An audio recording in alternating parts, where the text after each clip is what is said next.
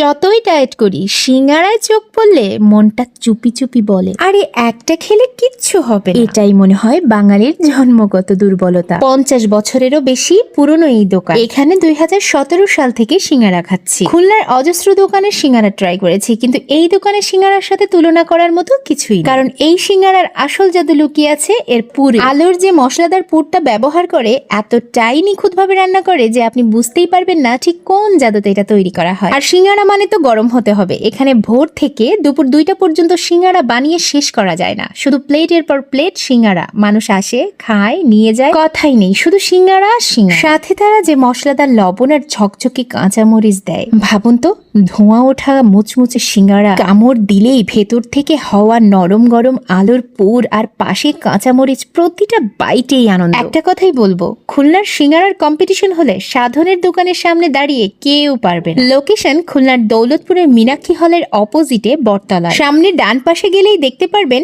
গর্বিত মাতৃ মিষ্টান্ন ভান্ডার। সামনে চোখে পড়বে পুরনো, কিন্তু সেখানেই এই কিংবদন্তি সিঙ্গারার ঠিকানা। স্বাদ, গন্ধ, ইতিহাস সব দিক থেকেই এটাই খুলনার বেস্ট সিঙ্গারা।